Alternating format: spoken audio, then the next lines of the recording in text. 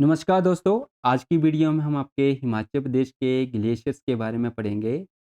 हिमाचल प्रदेश के ग्लेशियर से हर प्रकार के एग्ज़ाम में क्वेश्चंस पूछे जाते हैं। अगर हम आने वाली विगत परीक्षाओं के बारे में बात करें, तो वहाँ पर भी हमें यहाँ से एक क्वेश्चन ज़रूर देखने को मिलेगा। तो आज हम हिमाचल प्रदेश के ग्लेशियर्स को डिटेल से पढ़ेंगे। तो सबसे पहले हिमाचल प्रदेश के जो ग्लेशियर्स रहते हैं, उन्हें स्थानीय भाषा में आपका सिगड़ी के नाम से भी जाना जाता है। किस नाम से जाना जाता है? एग्ज़ाम में पूछा जा सकता है आपसे कि हिमाचल प्रदेश में जो ग्लेशियर्स रहते हैं, उन्हें स्थानीय भाषा में किस नाम से जाना जाता है? तो उन्हें सिगड़ी के नाम से जाना जाता है। हिमाचल प्रदेश में जो ग्लेशियर्स रहते हैं, उन्हें हिमनद के नाम से भी जाना जाता है। तो इस पॉइंट का भी आपने ध्यान रखना है। नेक्स्ट पॉइंट है कि हिमाचल प्रदेश में जो नदियाँ रहती हैं, उन्हें पानी देने का काम कौन करते हैं? तो ग्लेशियर्स उन्हें पानी देने का काम करते हैं, जो नदियों के उद्गम का प्रमुख स्रोत भी माने जाते हैं। अगर हम पूरी दुनिया में बात करें, तो पूरी दुनिया में सबसे बड़ा ग्लेशियर्स कौन-सा आता है? तो हमारे पास आता है लैम्बर्ट फिशर। लैम्बर्ट फिशर, अगर हम इसकी स्थिति के बारे में देखें, तो इसकी स्थिति रहती है पूर्वी अंटार्कटिका में। कहाँ पे स्थित है ये? आपका पूर्वी अंटार्कटिका में, जो कि पूरी दुनिया का सबसे बड़ा ग्लेशियर है। और यही ग्लेशियर्सों में हम देखें कि भारत का सबसे बड़ा ग्लेशियर्स कौन-सा है, या फिर हमारी पूरी एशिया का सबसे बड़ा ग्लेशियर्स कौन-सा है? तो हमारे पास ग्लेशियर का नाम आता है सियाचिन ग्लेशियर। सियाचिन ग्लेशियर विश्व का सबसे ऊँचा युद्ध क्षेत्र भी है। और इस ग्लेशियर की अगर स्थिति देखा जाए, तो ये हमारे काराकोरम पर्वत श्रृंखला पर स्थित है। अगर यहाँ पे हम देखा जाए, हमारे स्वर्गीय प्रधानमंत्री मनमोहन सिंह ने इस जगह का सबसे पहले दौरा किया था। अभी वर्तमान में हम देखेंगे कि प्रधानमंत्री नरेंद्र मोदी जी ने भी इस स्थान का दौरा किया हुआ है। इसके अलावा अब्दुल कलाम आज़ाद ने भी इसका यहाँ पे दौरा करने वाले सबसे पहले राष्ट्रीय अध्यक्ष बने थे।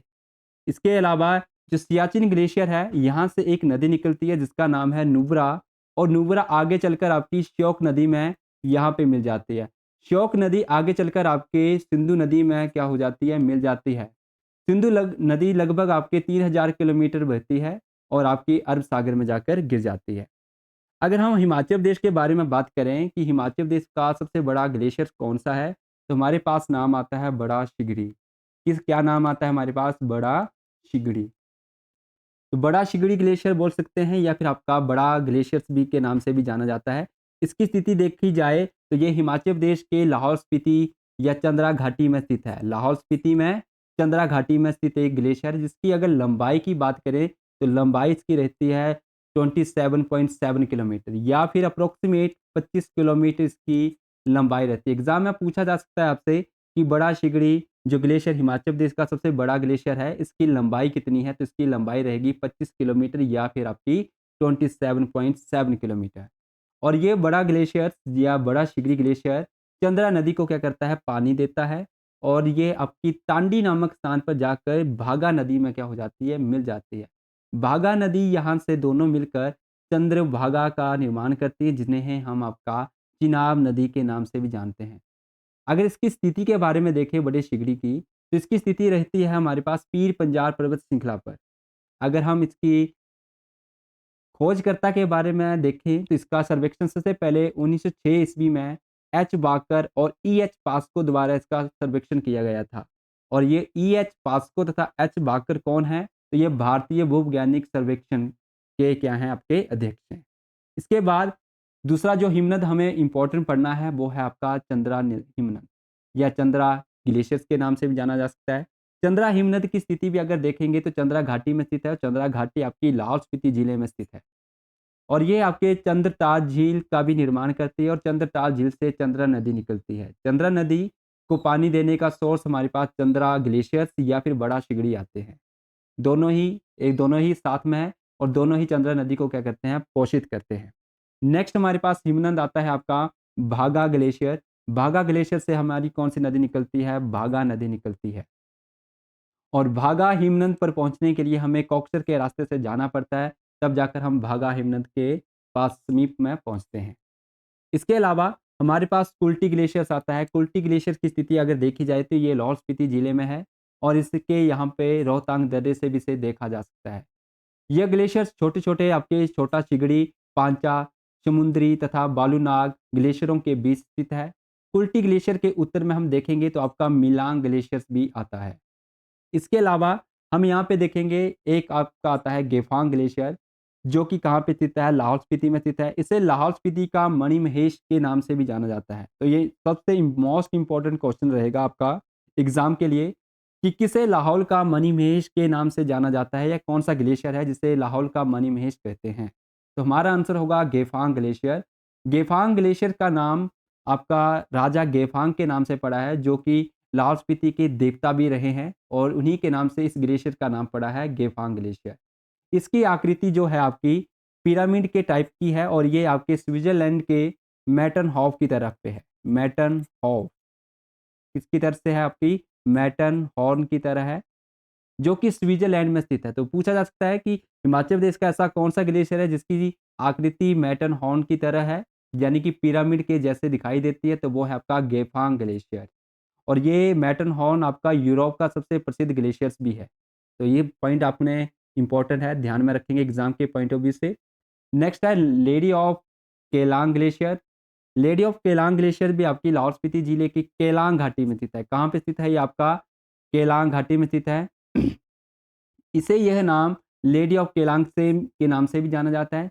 इसका नाम यह लेडी इलाशांग के नाम पे रखा गया है। क्यों रखा गया है? क्योंकि इन्होंने इस जगह की क्या की गई थी? खोज की थी। जब बर्फ ढल जाती है तो इसकी आकृति हमें एक स्त्री के जैसी दिखाई देती है, जिस कारण से इसका नाम भी लेडी इलाशांग के नाम पर ही रखा गया है। अगला ग्लेशियर है हमारे पास मुकिला ग्लेशियर।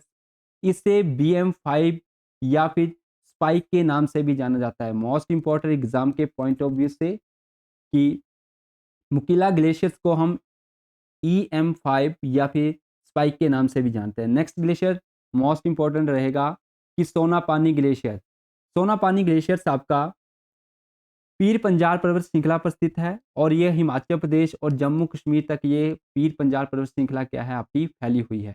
सोनापानी ग्लेशियर्स को हम रोहतांग दर्रे से भी हम देख सकते हैं, और इस ग्लेशियर की अगर लंबाई की बात करें तो ये लंबाई इसकी 11 किलोमीटर है। सोनापानी ग्लेशियर्स को 1957 में सर्वेक्षण किया था यहाँ पे क्यूरिन और मुंशी ने। और ये जो सर्वेक्षण किया गया था, ये दूसरी बार सर्वेक्षण किया गया था यहाँ पे। और पहली बार यहाँ पे जो सर्वेक्षण किया गया था वो किया था आपका वालकर ने। किस व्यक्ति ने? वालकर या फिर पासकोई, इन दोनों में से किसी का भी नाम आ सकता है। और ये सर्वेक्षण किया गया था 1906 ईस्वी में। तो वालकर तथा पासकोई ने सबसे पहले सोनापानी ग्लेशियर्स का क्या किया था? सर्वेक्षण किया था। दूसरी बार क्यूरिन तथा मुंशी ने दूसरी बार सर्वेक्षण किया था 1957 ईस्वी में। ये और इसकी स्थिति अगर देखी जाएगी तो कुल्टी नाले के पास भी इसकी स्थिति बताई जाती है। तो ये पॉइंट आपने ध्यान में रखना है। तो फर्स्ट पॉइंट यहाँ पे कि इसका पहली बार सर्वेक्षण वालकर तथा पासकोई ने किया है, दूसरी बार क्यूरिन व मुंशी ने इसका सर्वेक्षण किया है। इस ग्लेशियर की लंबाई 11 किलोमीटर है। तो ये पॉइंट्स आपने ध्यान में रखना है, एग्जाम के पॉइंट ऑफ व्यू से इंपॉर्टेंट रहेंगे। नेक्स्ट हमारे पास ग्लेशियर्स का नाम आता है दुदौन ग्लेशियर। दुदौन ग्लेशियर आपका हिमाचल प्रदेश के कुल्लू जिले में स्थित है। इस ग्लेशियर की अगर लंबाई की बात करें तो हमारी ग्लेशियर की लंबाई आती है 15 किलोमीटर। कितनी किलोमीटर आती है? आपकी 15 किलोमीटर पूछा जा सकता है एग्जाम में। इसके अलावा पार्वती नदी को दुदौन तथा पार्वती ग्लेशियर से जल प्राप्त होता है। जो पार्वती नदी है, ब्यास नदी की जो सहायक रिवर मानी जाती है, इसे दुदौन ग्लेशियर तथा पार्वती ग्लेशियर से क्या मिलता है? पानी मिलता है। इसके अलावा कुल्लू में ही स्थित है आपका ब्यास कुंड ग्लेशियर, जो हिमाचल प्रदेश के कहाँ पे स्थित है? कुल्लू जिले में स्थित है, और इससे हमें ब्यास नदी को पानी मिलता है। इस ग्लेशियर से हमें किस नदी को पानी मिलेगा? ब्यास नदी को पानी मिलता है। इसके अलावा अगर हम कुछ और ग्लेशियर्स की बात करें जो कि आपके पट्टन घाटी यानी कि लाहौल स्पीति में जो स्थित थे, तो उनके नाम हैं आपके जैसे कि शिल्पा, कुल्टी, नीलकंठ, लैंगर। ये सारे आपके ग्लेशियर आपके पट्टन घाटी में स्थित है लाहौल स्पीति के अंदर। कुल्लू के अंदर हमारे पास 3 महत्वपूर्ण ग्लेशियर्स के नाम आते हैं, जो कि आप सामने देख रहे हैं। दुदौन ग्लेशियर है, पार्वती ग्लेशियर और ब्यास कुंड ग्लेशियर।